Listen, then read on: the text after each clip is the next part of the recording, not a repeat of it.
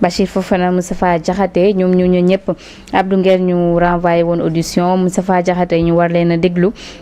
ñu war a wàcc seen verdict moom ak Bachir Fofana nekk le 9 wante beneen information boo xam ne nii wàcc na moo di greffier yi gannaaw ba ñu waree woon reprendre le 9 bi la yokkaat nañu 72 heures ci seen grève bi muy mel ni loolu dina ñëw perturber bu baax a baax daanaka jugement wu ñaar ñooñu di Bachir Fofana ak moom Moustapha Diakhaté. voilà merci. xam nga Ndak. oui. xoolal ma dama déplacé wu ba Thiès. ba fii. su fekkoonte ni nous sommes dans un dañoo nekk ci benn climat de travail. nekk dëgg. su ñu ñëwee da nga naan ma non am na benn usine bu ñuy tabax wala nga ni ma non mbay mi kat engrais bi dugal nañ fi. wala nga ni ma tey. la pont bi actuellement nii xam na la. dañoo imaginer question yi ma posé Abdou Nguer. une affaire boo xamante ni c'est une affaire de droit commun. ba am mbiru Abdou Nguer. mbiru Abdou Nguer la. mbiru Bachir Fofana la. mbiru keneen mbiru keneen la. mbiru Moustapha Diakhaté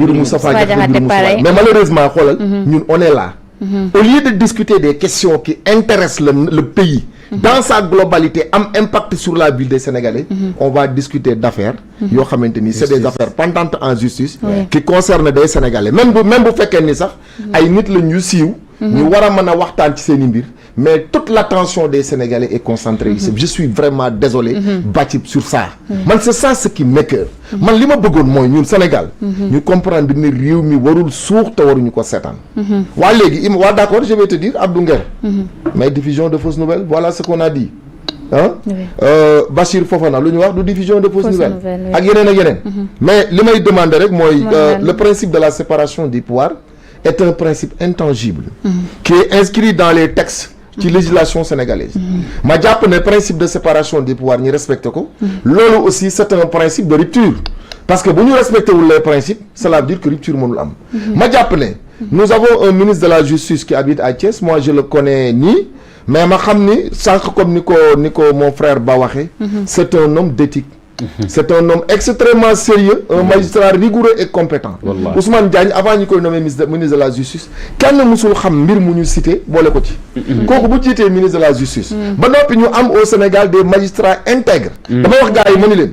xaw ma fu rupture amul. mais ci wàllu justice. parce que nag kaay ma xamal la tey. ñun aussi mënuñu def lenn. suñu woowee nit jàpp yóbbu prison ñu yuuxu na justice bi mais bu justice bi woowee nit entendre ko ne ko demal ñibbi suñu kër kenn du ko wax.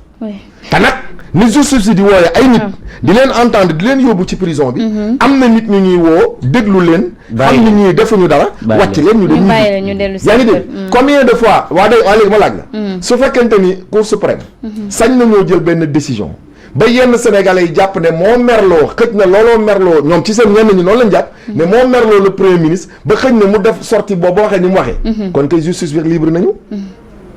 parce que bu ñu libre woon xëy na dañuy jël décision boo xamante ni toujours ça va à l'intérêt du gouvernement te demeewul noonu kon man itam mainmise boobu ñuy wax na waa justement xam nga mainmise doolu day wane ne am na mais aussi mainmise boobu ñuy wax ni moom le gouvernement tege ci justice bi kon nag mainmise boobu nañ ko relativiser en tout état de cause Abdou Nguer ak ñeneen ñam fa fekk xam nga ñun ba dañuy concentré wu rek sur le cas Abdou Nguer combien de milliers de Sénégalais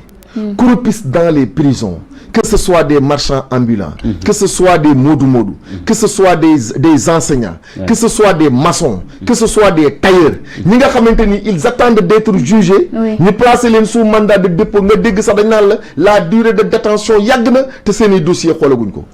Abdou Nguer da leen a gën je n'ai rien contre Abdou Nguer mais xam nga li ma bëggoon aussi Sénégalais yi xam mooy nañu am un plaidoyer national qui tend à désengorger nos prisons et chercher des pistes de négociation pour que yenn cas yi bu amatee ñu waxtaane ko surtout la médiation pénale ñu privilégier ko les prisons sont gis nga prison yi boo déggee ku fa jógee wala ñi di la ko woon nga xam ne la fa xew yow Abdou Nguer nga gis Bachir Fofana nga gis Moustapha Diakhaté nga gis ñett nga ma limal waaye boo demee di nga fa fekk des centaines de milliers de Sénégalais ñenn ñi sax est-ce que nekk ñoom li tax ñi nekk sur les réseaux moo tax voilà kon loolu léegi li muy wane mooy j'avais dit man wax naa ko benn ma ne ko Sénégal sax day boo seetloo Sénégal da boo seetloo sax li lay gën a protéger mooy nga fexe ba ñu xam la ndax buñ la xamee suñ la jàppee nit ñi solidariser wu mais boo fexee ba xamuñu la nga mel ni man buñ la jàppee da ngay dem di croupir te kenn du yëg ni da ngay croupir donc moi je pense que loolu ñuy wax naan fexe ba nekk des influenceurs fexe ba nekk des trucs loolu am na solo Abdou Nguer nag man je lance un appel comme Moustapha Diakhaté ak ñeneen le premier ministre le gouvernement du Sénégal nañu apaiser le climat social pour s'attaquer à l'essentiel man damay wax ni les prévaricateurs de deniers publics tous les Sénégalais yi nga xam ne dañoo jàpp ne dañoo jël alali réew mi te ñu soxla ko te jëluñu ko ci yoon nañ ko delloo ñooñu moom nañu leen topp bañ delloo ko waaye man leneen li nga xamante ni moom laay wax mooy les journalistes ay pour des avis pour des opinions franchement pour que le climat social soit moins tendu moi je pense que ni le gouvernement gagnerait à les libérer en tout cas la justice gagnerait à les libérer pour que au moins qu'on s'attaque à l'essentiel man voilà mon avis sur ces cas et je dis que waxuma ni même parce que même les Sénégalais qui détiennent ñi nga xamante ni dañuy jàpp ne pôle judiciaire et financier mu ngi leen di woo et ils sont en train de faire un excellent travail qu'ils remboursent l'argent des Sénégalais ñu bàyyi leen ñu dem kon ne liggéey xam nga lu tax am na ci même ñooñu noonu ngay gis noonu ils ont ouvert des entreprises parce que tey man gis naa ñu bari ñoo xam ne da ngay dégg ñu naan bu ñu yàggee ci prison bi entreprise yi ñëwoon ña ca doon liggéeya ay sénégalais lañ dinañu demaat daanuwaat nekkaat ci leneen mu gën a mettiwaat ci seen i mbir donc man je pense bien que mon point de vue sur la question c'est que les journalistes sénégalais sont en train de faire un bon travail et les chroniqueurs de un bon travail moi je les suis dañuy wax seen xalaat di yee askan wi mais quand même dans la limite du possible man d'accord uma kuy saaga des institutions d'accord uma kuy waxal nit loo xamul d'accord uma kuy jël ñaawteef donte il s'appelle Ousmane Sonko ou bien Bassirou Diomaye Faye ngay jël ñaawteef boo xam ne bu ñu la taxawalee devant la barre tu ne peux pas le prouver nga koy teg ci dootu nit parce que le respect des institutions aussi est un principe de la République te bu ñu bëggee nekk républicain aussi autant nous devons défendre l'opposition autant nous devons défendre les citoyens bu ñu leen brimer dans leurs droits autant aussi nous devons préserver nos institutions parce que la solidité des institutions il y va de devenir de la nation donc quand on a des institutions solides et respectées parce que suñu respecté wul institutions yi su aussi amul njëriñ mu ngi mel ni par exemple quand le premier ministre s'attaque aux magistrats man boo ko déggee ñu wax ko man c'était scandaleux parce que xamul tax ma ko li tax ma wax ko mooy dama jàpp ne mooy li ma la wax nous avons des magistrats très intègres nous avons des magistrats au Sénégal ngay dëkk ci benn dëkk fi mu doon ni yow tey Thiès man nga fa toog nga yendoo fa wala Dakar gi nga yeewoo fi lu ëpp 500 magistrats di ci yeewu xamoo ci kenn fu mu dëkk c'est des gens qui sont chevillés l'éthique et la déontologie chevillés au corps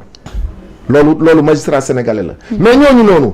ils sont en train de rendre des décisions de justice moi je pense que ils peuvent même commettre des erreurs dans les décisions de justice rendues parce que la perfection n'est pas de ce monde mais quand même man dama jàpp ne mën nañ leen a tresser doo laurier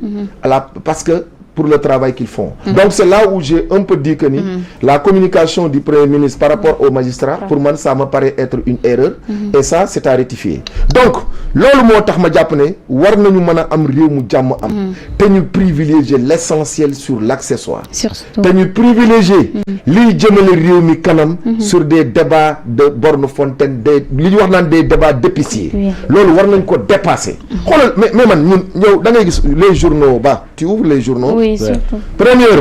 ñu ne oui monsieur Ba arrêté répondre demain dit nga dem beneen journal monsieur Ba convoqué à la DIC demain nga demaat beneen journal ñu ne monsieur Ba appréhendé chez lui nga demaat beneen journal ñu ne monsieur Ba devant la DIC waaye mais écoute kon ñun dans cette panoplie d'information on a que ça monsieur Ba mu ñu woo ñëpp xëy bind loolu mel ni comme réew mi amul dara ci wàllu soxla yu Sénégalais yi mais est-ce que nekkul aussi monsieur professeur daanaka ñi di gouvernement bi est-ce que nekkul ñoo orienté foofu débat bi aussi mais suñ ko fa orienté débat bi vous êtes libre vous presse vous êtes libre de dire aux Sénégalais ce qu'ils veulent entendre parce que gis nga détrompez-vous sensationnel jamono ja mu doon am di dox na mu daan war a doxee tu ko dit nit ñi bëgg nañoo xam li xew mais je te dis waaye actuellement le gouvernement a fait des avancées sur les denrées de première nécessité ba ceeb même su fekkente ni bariwul am na lu ci wàññeeku bien sûr diwlin am na lu ci wàññeeku waaye léegi loolu du information